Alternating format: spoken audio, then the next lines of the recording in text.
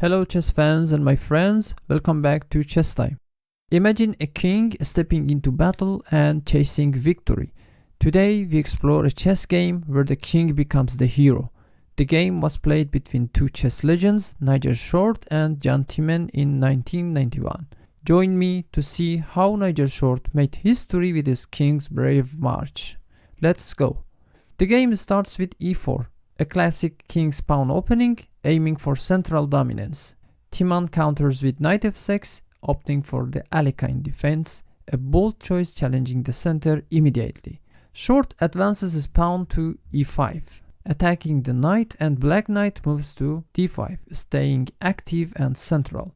Short fortifies his center with d4, presenting a solid pawn structure. Timman's play d6 to destroy a white central pawns. Short develops his knight to f3, supporting his central pawns, and Timman decides to open up his bishop from the corner and plays g6. Short also activates his bishop to a strategic diagonal and attacks the knight. Black knight goes to b6, and Short's bishop takes a safe and influential position on b3. Black also activates his bishop to g7, attacking central squares. Here the move queen e2 by Short takes the queen out from the first rank, prepares for the queenside castling, and also adds support to the e5 pawn. Timman continues developing with knight c6, further challenging the center. Both players put their kings to safety with castling, and here Short makes a cautious move h3, preventing any potential pin against his knight. Black starts to expand on the queenside with a5, attacking on bishop. Short stops the pawn advancement with a4. Black captures the pawn on a5, and after white recaptures with the pawn, black plays knight to d4, creating central tension. Short captures the knight, and Timman retakes with his queen, keeping his queen active at the center. The e5 pawn needs support now, and Short supports his central pawn with rook. Timman responds with e6. Maybe he wanted to block further advancement of central pawn, but he makes his darkest squares weak by this move. Short plays knight to d2 to put his knight on f3 at the next move. Timman responds with knight d5, maintains the strong position at the center of the board, and knight f3 by Short forces black to move his queen. Black's queen goes to c5. Here Short plays a tactical move. He put his queen on the central square e4. In this position, the queen can slide on the fourth rank and actively organize an attack by bringing his bishop and knight. Black tries to exchange queens by queen to b4. Short blocks with his bishop, and here black's knight also joins, attacking the bishop. Short simply defends with the pawn and ignores the pawn structure. Black captures the bishop and destroys white's pawn structure. Black's queen and rook are in the same diagonal and can be threatened by the bishop, so he moves the rook to e8. Short takes control of the d5 by his rook, and black put his queen on a more active square c5. In this position, queen h4 is played by Short, threatening an attack on the king side. Queen also has a strong diagonal, supporting the rook attack on 8th rank. Timman decides to connect his rook by activating his bishop from the corner, so he plays b6.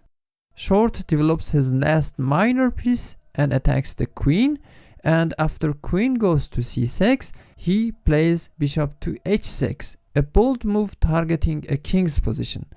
If black takes the bishop, queen and knight will be a dangerous combination next to the king. So black decides to keep his bishop on the board to defend his weak darkest squares near the king. Short intensifies the pressure with rook to d8. Black cannot capture this rook because the queen will retake, and this is checkmate. So he develops his bishop to b7 and connects his rooks. Short also doubles his rooks. In this position, any random move by black can lead to a dangerous position because of queen e7. For example, if black takes the pawn on e5, queen e7, bishop back to g7, rook takes a8, bishop takes a8, and rook to d8 will be a losing position for black. So Timman plays bishop to g7 to prevent queen e7. Short moves his rook to d7, aiming to exchange bishops and threaten the black king by taking f7 pawn. Black responds with rook f8, supporting his weak pawn. Short captures the bishop, Timman recaptures, and Short repositions his rook on the fourth rank, giving the rook more potential to join the attack. Timman brings his other rook to e8 to join the defense. Short starts the attack with queen f6 check. King's move to g8. The knight on f3 cannot join the attack because black's queen and bishop are positioned for a potential checkmate. Short advances his pawn to h4, signaling further advancement, and Timman blocks with h5. In this position, Short starts playing with his king. Timman doesn't perceive the threat and play rook to c8. Short continues his king walk to g3. Timman brings his rook back to e8, and Short's king's walk continues to f4. The aim of this walk is becoming clear. The king comes out to support the attack. Timman attacks the rook, but Short ignores the hanging rook and continues his king walk to g5. Timman resigns here because checkmate is unstoppable. Even if he moves his king to h7, Short's queen can capture on g6, and there is no way to stop the checkmate.